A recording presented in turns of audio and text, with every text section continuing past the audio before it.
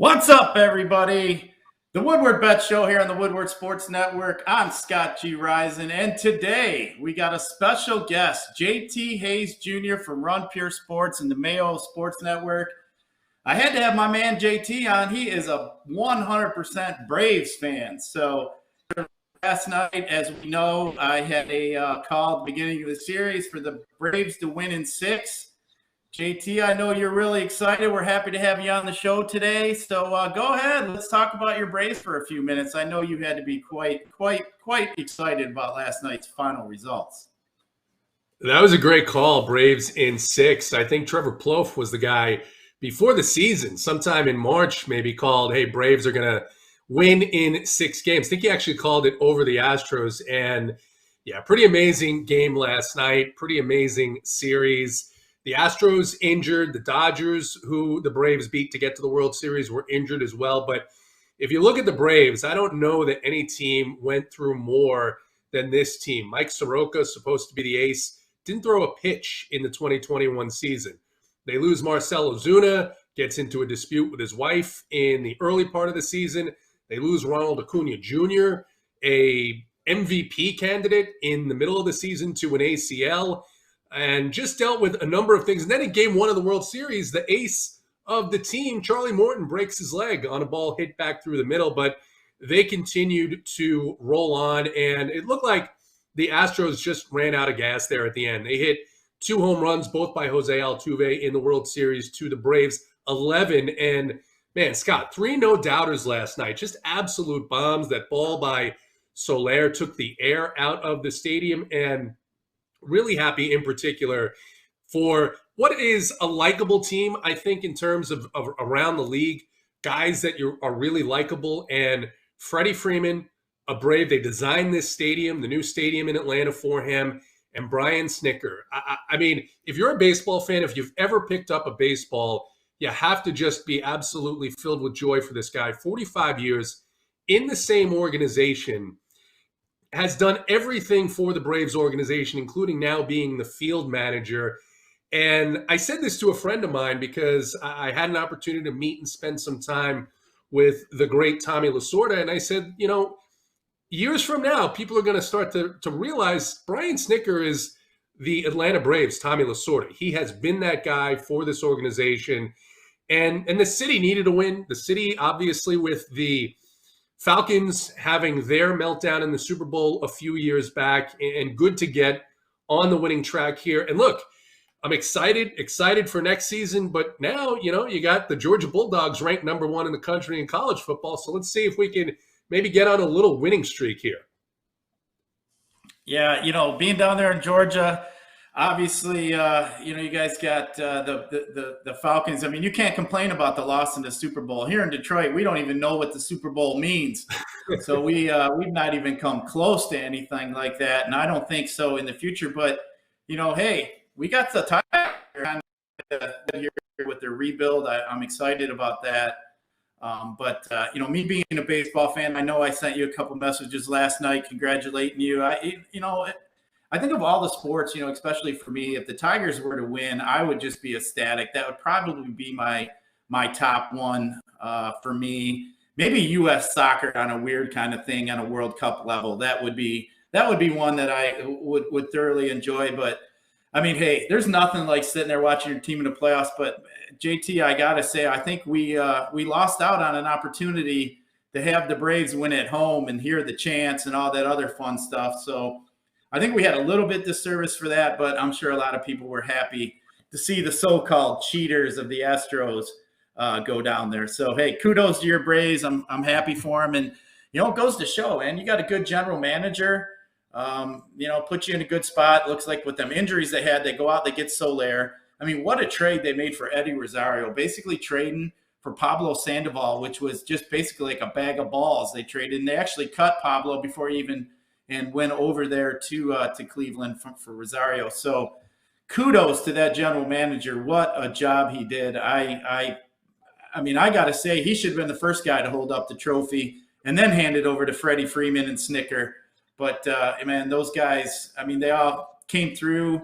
I was kind of pulling for Freddie to win that MVP. I thought maybe he had a chance after he hit that homer late in that game. But Soler obviously was the guy they're going to give it to. But I was kind of hoping they'd Tom Osborne it and feel bad for Freddie, considering he is a free agent. Maybe they'd give it to him. But great win. I'm sure you had a lot of fun with that last night. But, yeah, looking forward to next season for sure. I know, JT, you and I, we did a lot of work together this season in baseball. Looking forward to back into that again next year. But JT, we got to say today we got to move on. We know how it works here in the sports betting in the DFS world. We got 10 games in the NBA tonight. We got a little bit of hockey, but JT, I don't know if you paid attention to the Woodward Bet Show all that much, but man, we've been on fire picking our NBA. We went 3-1 yesterday with our best bets. I had the Braves first 5, which that was a winner. I had Max Fried. I thought he was going to come out and have a really strong performance, which he did. Pitched really well. I had his over in 4.5 in the K props as well. And then Beerman was pretty good with his NBA. Had a couple over/under bets. He went 1-1 in those. But man, we're 18-4 in our NBA picks in the last 10 days. So no pressure on you today, Mr. Hayes. We're gonna have to call us a couple winners tonight for some NBA, but as you know, JT, NBA isn't my thing. I'm a basketball guy, but I do like to dabble and get in there a little bit. But we'll talk about that a little bit more as we get into the show here. But before we do that, we got to do a little bit of housekeeping. We gotta give a little shout out to our show sponsor, Underdog Fantasy. You guys get on in there. We use our promo code WSN. You get 10 free dollars. By using the promo code. A lot of fun. I like getting into the Underdog, playing the different player props and getting some 10 times on my money. JT, I'm sure you're in there on Underdog. If you want to tell the people a little bit, if you had a little fun on it, what you like about the Underdog, there's many different things we can do, the different drafts and so forth. But, yeah, if you want to tell the people your experience with Underdog, I know we have a lot of fun with it here at Woodward Bets. But go ahead if there's something you want to share about Underdog with everybody. I'll tell you, it's a new format, and they've got some fantasy contests in there too. And I don't know if you saw this, Scott, but we've got some people we work with over at Run Pure Sports. Some of those members are winning. I think it's one of them that's taken down the basketball tournament 2 days in a row. So people focus on the big fantasy sites, but there's good spots popping up all over like Underdog, and get in there, take advantage of maybe some less competition because people don't know about it, and just as good a contest. You can do pretty well if you know what you're doing. Yeah, absolutely. I mean, as we've seen in DFS, as we've been playing for as many years as we have, being one of the first few people on, these different platforms seems to be, a plus even adventure, after they get watered down and some of these sharks get in there. I mean, I know you and I play a lot. I mean, we can't be everywhere. I can't play on every site. Matter of fact, yesterday I kind of had a oh shit and looked at my DraftKings app and had 2 undrafted teams last night for the MLB Showdown. I was bullshitting with a buddy, and it wasn't that much money, enough for me to kind of brush it off. But if you got a few $100, $400 or $500 in there, and you do that, that's obviously not fun. So I try not to spread myself out too thin, but Underdog, DK, and FanDuel are definitely most of my time. But JT, I gotta say here, we do talk a little season long here. So what we do is we kind of go over our season long pickups. Yesterday we were recommended getting a little thin here as the year goes on, obviously. So big news today, JT. It looks like Mr. Aaron Rodgers is not going to suit up. Looks like the COVID got him. So obviously there's going to be a backup quarterback that's going to get some run there. But some guys that we mentioned yesterday, we mentioned Scott, we mentioned AP, who's coming in for Henry. Not quite sure, what kind of run he's going to get right away. We talked about Howard filling in as well here. I thought he got basically some garbage time because they were ahead so much. And then we talked a little bit about Freiermuth, little Jamal Agnew, some guys like that. That might be out there. But JT, I know you probably play a little bit of season long. Is there anybody that you might be able to think of that might be on that waiver wire that might be available out there for guys to look at this week? Yeah, well, certainly with the situation with the Saints and Jameis Winston tearing his ACL, that's going to open up the job for Taysom Hill. And good news for Taysom Hill and the Saints is they get the Atlanta Falcons coming into town. It was just a couple of years ago where Taysom stepped in for Drew Brees and beat the Falcons 2 games out of 3 weeks. And the Falcons giving up the third most fantasy points to the quarterback position. So Taysom Hill probably available in many leagues. I would recommend him. You had on the screen the running back situations for a couple of teams. One, the New York Jets, the other, the Philadelphia Eagles. And I don't trust the Eagles. It looks like Nick Sirianni picked up Doug Peterson's playbook, which is if I have a running back on my roster, he has to get some snaps and some carries, which leaves you in a position where there's really no bell cow there. But what the New York Jets are doing with Michael Carter is very interesting and has me very interested in him because he has been the bell cow over the last several weeks for the New York Jets. And an interesting statistic, again, Mike White had a ridiculous game in his first start in the NFL. Don't know that we're going to see that type of performance every week, but he was throwing a lot of dump offs to Michael Carter. He got a ton of touches, and I think that's going to continue. And they'll have some good matchups coming up down the road here, including a matchup against the Miami Dolphins here in a few weeks. So those are guys that I think for me. And then, the news today about Aaron Rodgers and COVID running through once again, both the NFL and the NBA, looks like Blake Bortles, our old friend Blake Bortles, is on a flight, and he expects to sign with the Green Bay Packers and be available on Sunday. So I'm not sure what the Packers are going to do. Are they going to put Jordan Love out there for his first NFL start, or are they going to sign Bortles and throw him into the fire right away? Kansas City, it's been a good spot for opposing quarterbacks, but depending on whether or not they get Devontae Adams back, this could be a really, really thin offense, a thin route tree, and I think they're a guy who's not available, but probably Aaron Jones going to be the guy who gets a lot of work in that offense this week. So definitely a lot of opportunity, unfortunately due to COVID once again.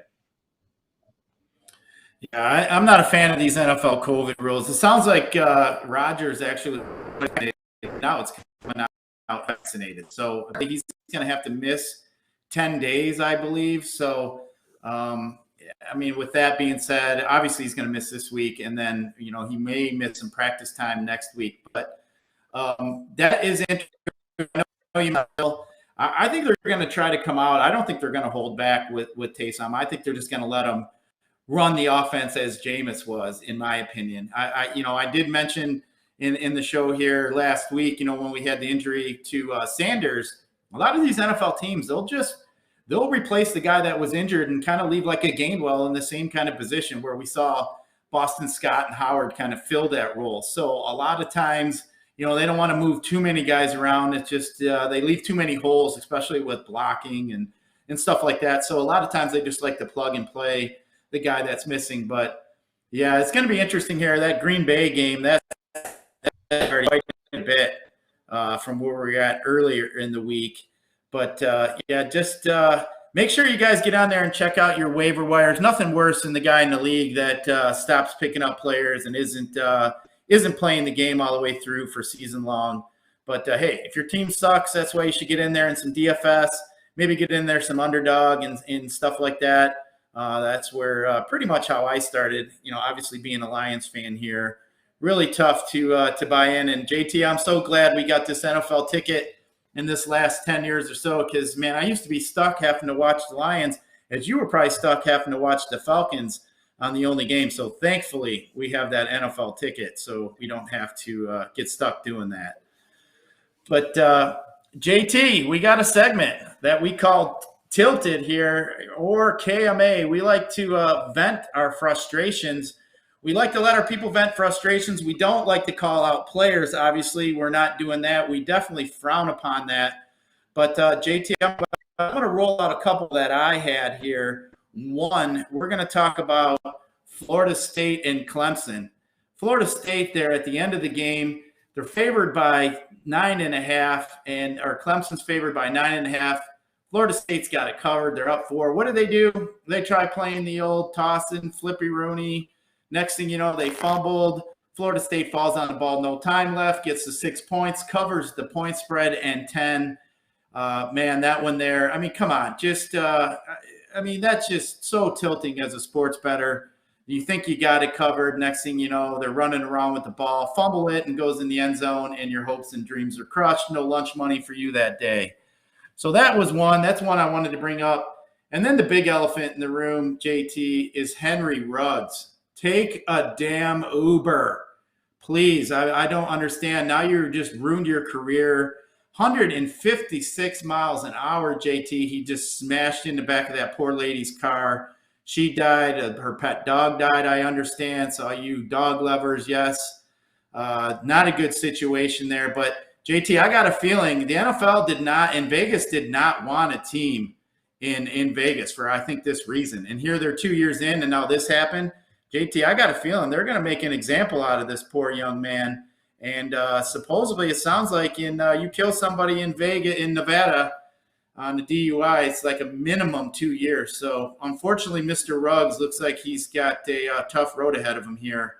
I don't know if you want to comment on it. I'm sure you got something to say about that. But, man, what a poor situation, unfortunate situation we got over there. It's a terrible situation, and a situation that happens all too often when you see these athletes who have money, who have the ability to, whether it be an Uber or a driver, they don't have to put themselves in this position. They don't have to put other people in this position. And the biggest tragedy here is the loss of life of that young woman and her pet as well. I am a dog person. My little dog, my little pug is sleeping behind me, and it's awful. It's awful. You're never going to see Henry Ruggs on the football field again. And honestly, you shouldn't. And it's something that, I don't know. Is there an opportunity maybe for some of these teams and coaches to use this as a learning opportunity? And Scott, a lot of these teams, just people will say, well, why didn't he? And there's absolutely no reason, because a lot of these teams have concierge services where if you get into a situation and you need a ride home, all you got to do is call that number, right? The team has that set up. And he didn't do that. He also had a story came out this morning, he had a loaded gun in the car, driving 150, just someone making terrible decisions that had an awful impact. So I don't have a lot more to say on that other than it's just one of the saddest things in our society that it shouldn't happen anymore. There's no reason for it, and he should pay the price, and I believe he will. Yeah, it is very unfortunate. I mean, especially such a young kid. I don't even know. I mean, he probably just turned 21. He can't be much more. I didn't look and see exactly how old he is. But, yeah, very unfortunate, especially as late it was at night. I mean, the guy, I'm assuming, had to probably practice at some point today. I mean, the guy's out that late, hooping it up. I got to imagine there that, like I said, the Nevada Las Vegas police are probably, and the prosecutor over there, probably going to make an example out of him. So, but JT, you got anything here? You have any kind of KMAs you want to get out there, or anything you want to mention? The floor is yours, my man. Yeah, so, the way I play DFS, I don't like to chase the high ownership. I don't like to chase ceiling performances, as I call them. Scott, we talked about this all the time in baseball season. I'm never going to roster the guy who hit 2 home runs the next day. I'm going to look to who's the breakout guy. And it worked for me pretty well the last couple of years in the NFL. I had some really good seasons. This year, there's been very little volatility, particularly amongst the wide receiver position. And a guy who can really kiss my ass is Cooper Kupp, because I keep thinking, no, he can't do it again. And he just absolutely does. He gets fed the ball from Stafford. Just this last Sunday, he was the highest priced player on the slate. And I said, you know what? No, I'm going to go away from him. I'm going to go to the running back on that team. And he was fine, but he wasn't Cooper Kupp, who put up close to another 30 fantasy points. So all kidding aside, I'm going to learn from this. And I am going to roster more Cooper Kupp and more Matthew Stafford towards the second half of the season, because another thing that happened this week, Scott, was Von Miller getting traded there. The Rams understand the window of time to take that championship in the NFL is very short. They're going for it all, and that team is going to be unstoppable. And I don't think they're going to give up a lot of points, but I can see where every single week now they're probably going to continue to be the team with the highest implied total, and I'm going to start taking advantage of it now. No more missing out on a guy who's been the greatest wide receiver in the NFL this season, Cooper Kupp, for me. Yeah, that's true. I mean, obviously being here in Detroit, watching what Matt Stafford's doing over there with the Rams, it's bittersweet for us over here. But I was smart enough, and I know I was telling quite a bit. I know you and I do another podcast together, and I did say, like, we already know how this movie ends here in Detroit. Stafford is winning the Super Bowl. Like, I mean, that's just what happens to us here in Detroit. And now I'm almost thinking it's going to be a double kick in the nuts when he wins the MVP this year, which at this point, he's looking like he's in a pretty good position to do so. So, yeah, and Von Miller, the way they did, I mean, that just goes to show you, like, they are all in. I actually saw a tweet from the Rams, and they had the clip from Rounders with the guy dropping all the chips on the table, and they said we're all in. And I chuckled to myself, JT. I thought, he lost that hand though, right, Rams? Like, he did lose that hand. So, but yeah, the Rams are definitely all in. Man, if I'm a quarterback and I was worried about Aaron Donald, obviously, before when the Rams were coming in. Now, on top of that, I got Von Miller coming from the other side potentially. Like, oh man, that's a nightmare matchup for any offensive coordinator coming into LA for sure. But man, Cooper Kupp, you talk about a guy that just has taken off there with his new quarterback. I don't know if I've ever seen such a thing. Maybe the Randy Moss, Tom Brady relationship, when they first kind of got together, they kind of took off like that. But man, Cooper Kupp, I mean, if we put all these guys back in the draft, is Cooper Kupp a top 3 pick in a season-long draft? I think he very well maybe at this point. Yeah, I think the first 2 wide receivers off the board, you'd have to look at Kupp, and then you'd have to look at another Tom Brady companion, Antonio Brown. Missed a couple of weeks due to injury. But it's like these guys are soulmates. They have that type of connection. And every time he drops back, he's looking for Antonio Brown first, the same way that Stafford is looking for Kupp first. But the more impressive thing is this is a videotape league, right? Teams that are playing they're going to look at 4 weeks of videotape from the opposing team. And this is what's really impressive about both Stafford and Kupp. It just doesn't matter. It doesn't matter because he keeps getting open no matter what the opposing teams try and do to take him out of the offense. And partially, too, they do have so many weapons, even though they're down one now. Talk about just the craziest thing, right? Desean Jackson, no, I don't want to be out of Super Bowl, headed to the Super Bowl championship team. I want to be the guy. Hey, you're not going to be the guy on any team. You're not going to be the guy on any team headed to the Super Bowl, and now he's off. Yeah, he's a donkey. Like, why would you not want to stay in an opportunity where you can win the Super Bowl? Like, what do you want to be traded? I hope they trade him to the Lions. Trade him over here to the Lions, and let's see how much fun you're having then. I don't understand. A, you're in LA. B, it's warm there. And C, you're pretty much the one of the favorites to win the Super Bowl. So I do not understand Desean Jackson's way of thinking. And if he ever goes to another spot and says, I'm here to win, I'm turning off the broadcast. I'm turning it off. He can never say that again. He's all about himself. I don't ever want to hear from that guy. He wants to win because that obviously is not the case. So, but JT, before we get into some NBA here, we generally on Wednesdays do like to kind of go over the top guys that are getting picked up here in the season-long leagues, most acquired guys. We use RT Sports, one of the main season-long sites. So just to kind of roll through the top 10 that we saw last night getting picked up, we had Adrian Peterson coming in at number 1, obviously filling in for Derrick Henry. And then we have Jeremy McNichols, who is another guy who I think is probably going to get most of the action, especially at first for Mr. Henry.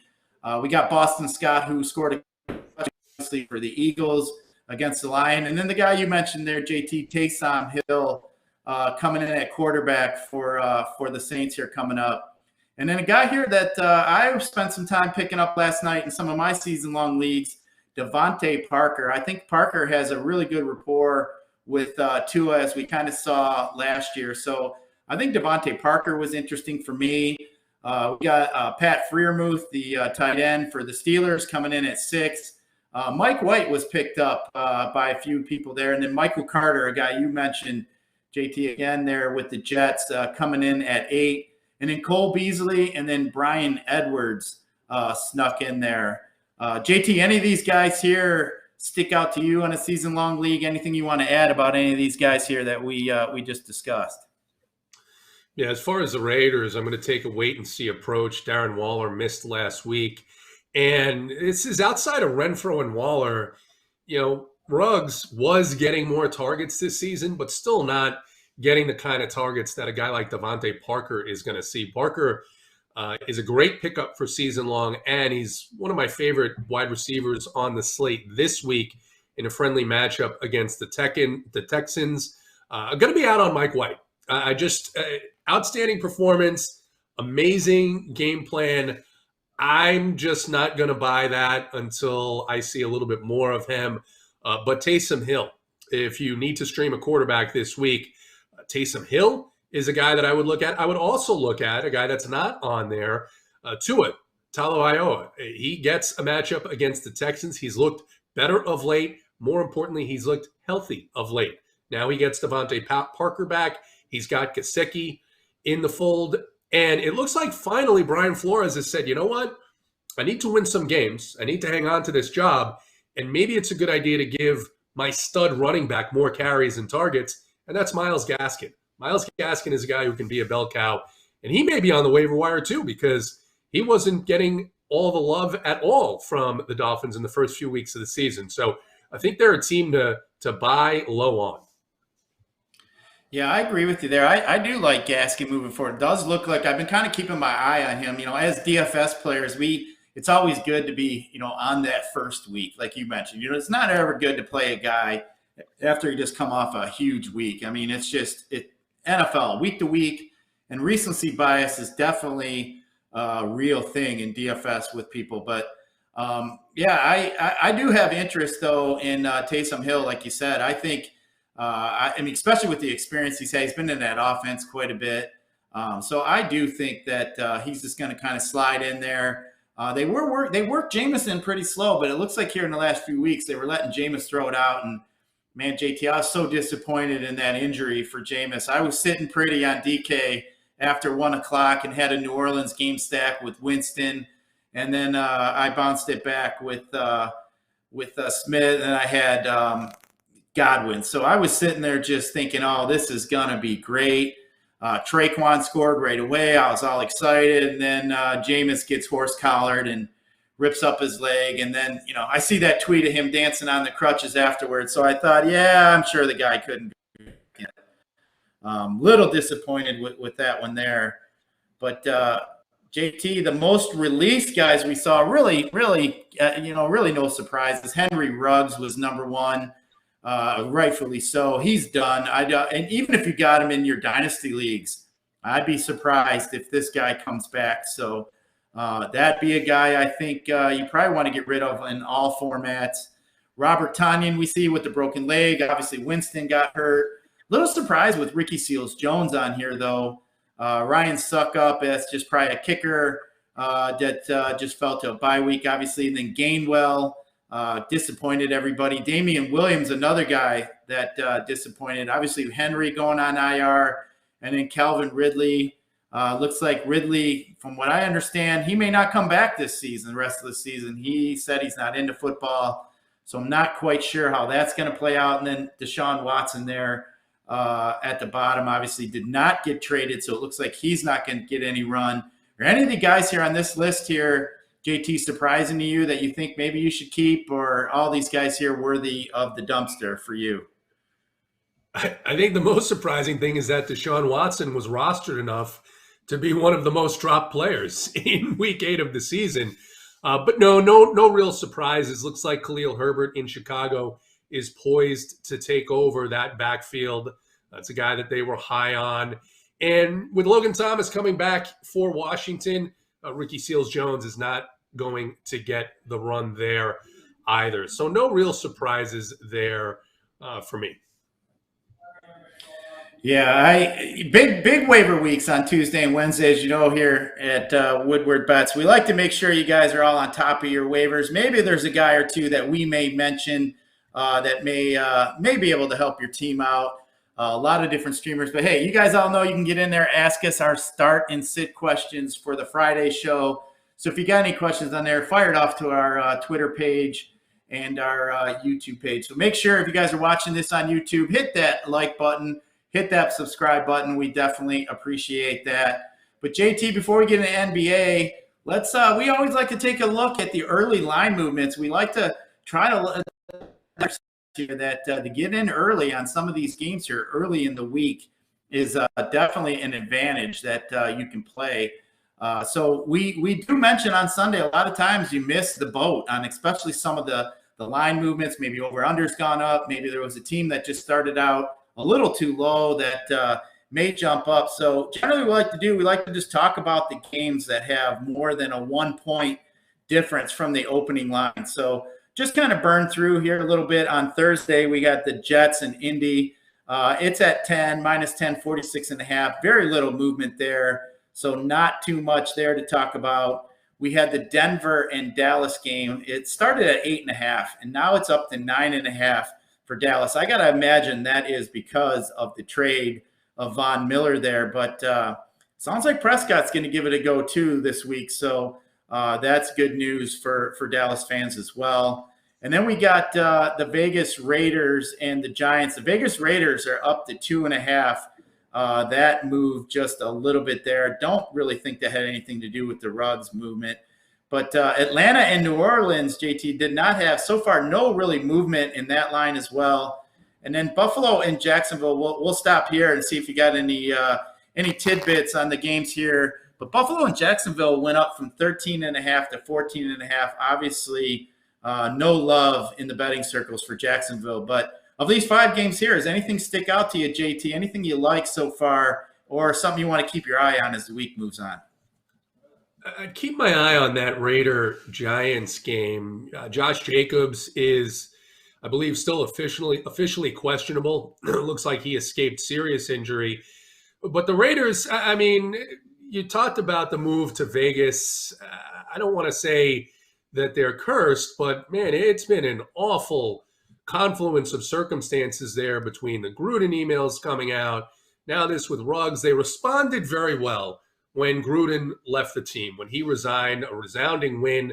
Again, it was over Denver, was over a Broncos team that is obviously selling off. But now they go into MetLife and take on a Giants team that lost a heartbreaker against the Kansas City Chiefs. So I'd keep an eye on that game and, sort of make a decision how you think the Raiders are going to respond here. And a lot, I think, is going to depend on whether or not they have a healthy Josh Jacobs or a healthy Darren Waller for that game. And then that Buffalo-Jacksonville game. Buffalo coming off a win against Miami. It was a 15-point win, but the game was a lot closer than the score. The final score would tell you. Now they get to take on a non-division opponent. I believe that game is down in good weather in Jacksonville. And this screams to me like the Bills are going to just absolutely demolish the Jacksonville Jaguars. So a couple of my favorite spots here on the week for DFS in the Buffalo Bills with Josh Allen and Stephon Diggs, who's underpriced across the industry. Yeah, I agree. It just seems, man, I'll tell you what, I look at some of these prices, some of these players in DFS, and if you would have told me in week 8 or 9, halfway through the season, that some of these guys, like Patterson's priced up higher than, some of these other good running backs in different situations, it's quite bizarre. I always say the NFL stands for no effing logic, and I think we've been seeing it here so far this year. And all these injuries, golly, it's been really rough. But again, that's why I like to play some season long. That's why I like to play DFS. I don't generally have to worry if I lost Derrick Henry in my season long team that's now 7-1, and my hopes and dreams kind of just went out the window. But definitely do like Buffalo here in this spot against Jacksonville. Buffalo and the Rams are a team to me, JT. They don't give a shit if they're winning by 20 or 28 points. They're just going to keep scoring. If you can't stop them, that's your fault. So I do like that aspect with them where they don't seem to kind of go into kind of like a shell and just play it dumb it down a little bit. They just keep on throwing the ball. But moving on to a couple other games, we got New England at Carolina. That over-under went from 43 down to 41. Carolina from up getting 2.5. Now they're getting 4. So we see a 1.5 there. Minnesota and Baltimore, we haven't really had any kind of line movement there. Cleveland and Cincinnati went from 46 up to 47, so that line bumped up a little bit there on the over-under. And then Houston and Miami, we got two crappy teams playing there. Kind of thought they may have a trade in line this week. Maybe I was thinking Desean Watson was going to get a chance here to come out and play against his former team. I actually was kind of watching this game here, and if I thought a trade was going to be made, I was going to jump on these Dolphins right away because he would want some revenge against Houston there. But we'll go through one other game here. The Chargers at the Eagles. It's from over under 51 down to 50. But of these games here, we mentioned, JT, anything stick out here in these games that we just ran through? Yeah, the Carolina game is one to keep an eye on. Christian McCaffrey designated for return from the IR today. Of course, we don't know if Sam Darnold is going to clear concussion protocol. So what's interesting, Scott, is what Bill Belichick has done to back up and rookie quarterbacks throughout his career. So if you get P.J. Washington starting here, it's very interesting and tempting, I think, to look at the New England defense. And then the other one is the Miami and Houston game. Again, Miami looking good in a loss against the Bills. I think this is a good get-right spot for them, a good get-right spot for Tua. I think a couple of perhaps undervalued stack opportunities in DFS. We already talked about Taysom Hill going against the Atlanta Falcons. And here, you could stack up Tua with Parker and Gesicki, or you could throw Gaskins in there against the Houston Texans. And Brandon Cooks on the other side is a guy who gets double-digit targets almost every week. So I think that's an opportunity where you could see that game go over. And potentially, if you get McCaffrey back and you get Darnold out of concussion protocol, that over-under is one that could go over as well. Like it the other way if Darnold is not back. Yeah, I agree with you on that Miami and Houston game. I think that is a perfect get right spot for Houston. So Houston's just been god awful, and I got a feeling Miami is just going to put one on them. I mean, like you mentioned, they need a good get right spot. I think this is coming along perfect for them. So. And especially Houston going down to Miami. We talk about Vegas being a hard place to play for visiting players. I mean, Miami is right there with them. Guys coming in, coming into town, party town. So that is something that I generally like to kind of pay attention to as well. But we got four other games just to kind of look at here. We got Green Bay and Kansas City. Obviously, this one is going to change quite a bit with the news of Mr. Rodgers. That one started out at 2.5. And went down to a pick 'em, but I imagine with this news with Aaron Rodgers, that game is probably off the board in a lot of spots at this point. So we're going to have to see what kind of line comes out there. But I'm going to assume the Chiefs here are going to probably be a favorite, especially without Aaron Rodgers. And then you got San Fran hosting Arizona. San Fran was plus 2.5. Now they're down to a pick 'em. So not quite sure there if the Murray news, him being hurt, if that's going to have anything to do with that. I'm going to assume he plays. But that was surprising that went down to a pick 'em. And then Tennessee and the Rams from 6.5 up to 7.5 for the Rams. Got to assume that has something to do with Derrick Henry being out and that touchdown. So that going over a touchdown there to the Rams. I'm still not afraid of taking the Rams there. And then the game Monday night, Chicago and Pittsburgh, not too much movement. But JT, what do you think about that Green Bay game now with Rodgers being deemed out? I think that's going to change. I mean, that was the premier game of the week there. Boy, that one went to shit right away with no Rodgers. But yeah, what do you think of that Green Bay Kansas City game now? You never know what Andy Reid is going to do. And, he came out in the game on Monday night and all of a sudden Derek Gore started getting double-digit touches out of the backfield up from the practice squad. So one would think that this would be an opportunity for Kansas City to use their ground game a bit more to basically get from 0 to 60 as quickly as possible, so to speak, and just run this game off, knowing that they should win handily against a bunch of backups on the Green Bay side, I think it's fair to say there are a few players that are more important to their team than Aaron Rodgers. So I think that is certainly something to watch. And if you can get that under now, if that's still up in the 50s, I would go ahead and take that, because I think that's what you'll see out of Kansas City. It carries risk because we never know how Andy Reid is going to approach this situation. But I think that would be the logical thing to do. The theme of this week is injuries, and that San Francisco-Arizona game, it's not just Kyler Murray who is questionable. You also have DeAndre Hopkins, who's been hobbled a bit by a hamstring there. And on the other side, looks like George Kittle is going to return. So with Kittle returning, that could be the reason for that line movement, thinking that, hey, the Niners are starting to get a bit healthier. You get Jimmy G, who is coming off of a very big game against Chicago. You get Kittle.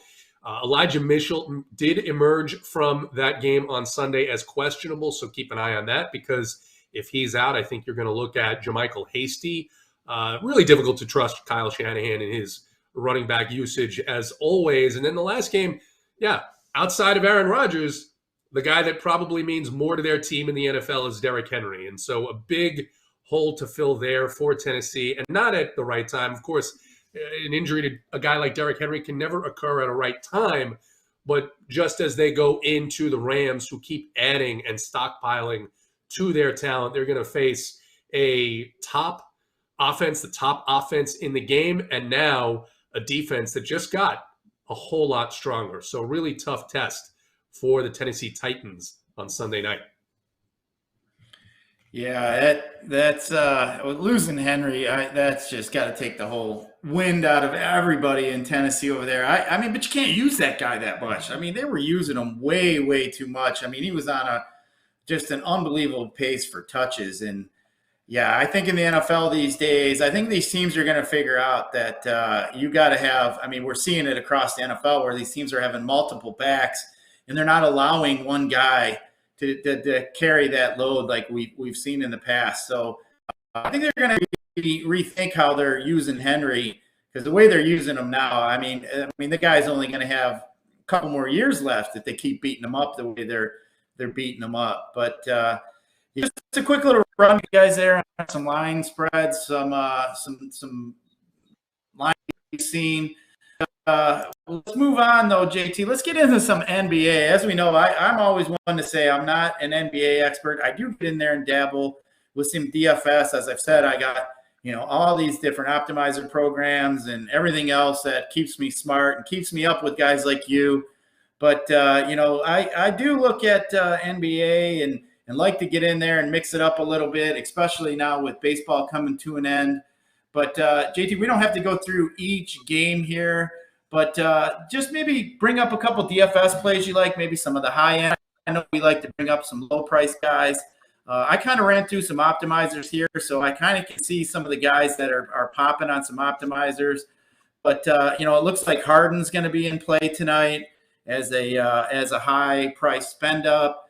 Looks like Fox might be a guy that we might want to look at today, and maybe like a Joel Embiid. So JT, if you were to start out your teams today in NBA and maybe starting out with a high-priced guy, maybe which way would you look at today?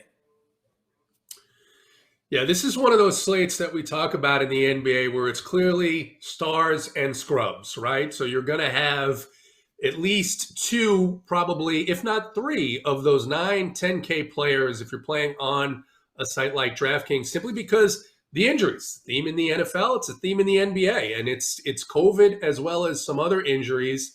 Tobias Harris out for the Philadelphia 76ers due to COVID protocols, as well as Ben Simmons hasn't played this year. So now you're down two big pieces of usage.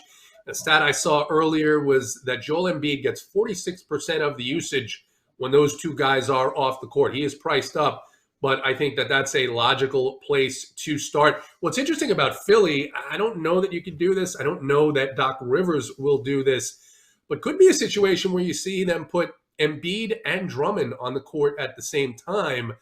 I would like to see that. I'd be interested in seeing that. So it's something I'm going to look at and do a little bit more digging on later on. But then you mentioned James Harden in a good matchup.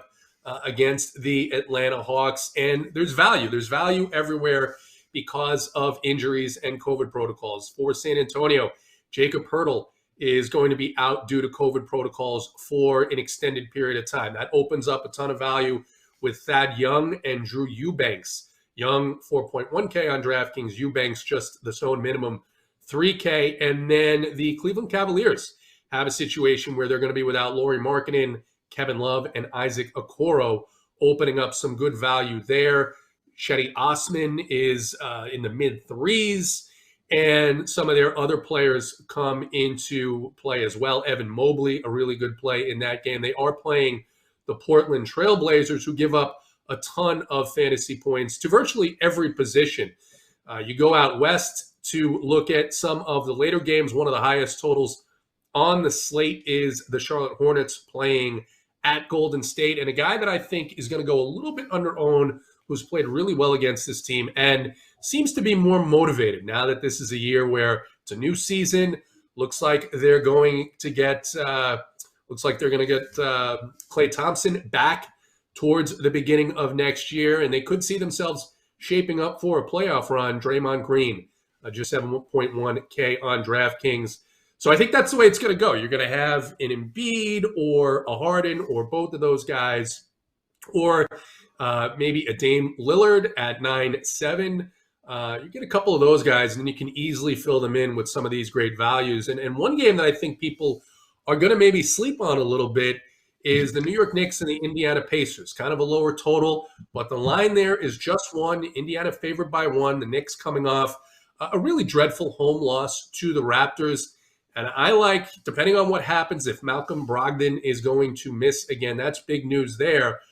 Interesting little game stack opportunity because point guards have shredded both of these teams. So you can look to Brogdon if he's in, or TJ McConnell if he's not. Then look for a bounce back spot here on the other side with Kemba and Julius Randle. So a couple of interesting off the chalk, so to speak, opportunities in NBA. But really interesting, Scott. An 11-game slate. It's a big slate. There's no other sports to take the limelight away from the association tonight. Yeah, that's a big thing in NBA. You mentioned the injuries, and I know we've stressed many times on this show, and I know you can kind of bring it up as well. But if you pay attention to NBA, you're at a huge disadvantage. You know, these guys will deem themselves out, after warming up. So you got to keep your ear to the ground. You can't just set it at lunchtime at work and then expect that you're going to do well later in the day. You gotta pay attention. And then, like JT said, like most of these NBA type builds are stars and scrubs. You want to find those guys that are filling in for some injury type guys. You mentioned Drew Eubanks. He's popping on a lot of these different optimizers. So yeah, that's definitely going to be a guy that you throw in there. And hey, don't be afraid to play that chalk. Those are guys that are obviously mispriced for a reason. But using those guys definitely help you add those guys like the Hardens, the Joel Embiids, and the Steph Currys, and guys like that. So really big to pay attention to where these minutes are going. I think NBA is a sport that seems to be a little bit more numbers driven, and it seems to fall in line with the usage and the minutes they play. So definitely got to pay attention to them guys that are going to get bumps in minutes. But JT, we've been hot as can be. NBA bets. I got one that I'm looking at here. I'm just going to throw out one of them today. So maybe we can get one or two from you today. I think that would be something I think that people would really love. But I'm going to give mine out right now. I think I have the Bulls. The Bulls have been playing well. I think they're really believing in themselves. They're going to Philly. So I am going to take the 2 points in the Bulls tonight. The Bulls have done me very well so far this season, so I'm just going to keep riding them, JT. I've been happy with the way they've been playing. But is there anything that sticks out to you here today? Yeah, there's a couple. I mentioned the injury situation with the Cavaliers. They're taking on the Portland Trail Blazers. Portland, tough little East Coast swing here. It's been a couple of brutal losses for them. They're 5.5-point favorites. I think they should get higher than that. I think they should beat these Cavaliers by more than 5.5. Cavs have been good early on this season. They have some nice young talent. I mentioned Evan Mobley. They've got Jared Allen, which I think is an absolute steal for this team from the Nets. The Nets obviously trading away a bunch of pieces to go for it all last year and bring James Harden and a couple of other guys into the fold. But I like the Blazers here. I like them at the 5.5. I would take that number. And then I mentioned the Knicks and the Pacers. The Knicks historically play a lot better defensively, but this year they've had a little bit of a backslide in terms of how they defend the point guard position. Probably a lot attributable to the defense or lack thereof that Kemba Walker brings to this team. So I like this to go over 216. Knicks, Pacers over 216, and give me Portland minus 5.5. All right, JT, we appreciate that.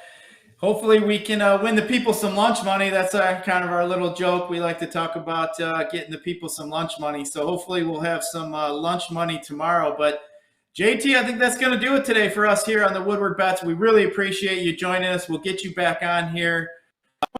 Get some of the RPS guys over there, get them on over here at the Woodward Bet Show. But I wanted to have you on. I just wanted to be sure we congratulated you from Detroit here on your World Series victory. Hopefully we will be in that winner's circle here as Tiger fans here in the next few years. But JT, thanks again for joining us. For Easy Behind the Glass, I am Scott. We will catch you guys tomorrow.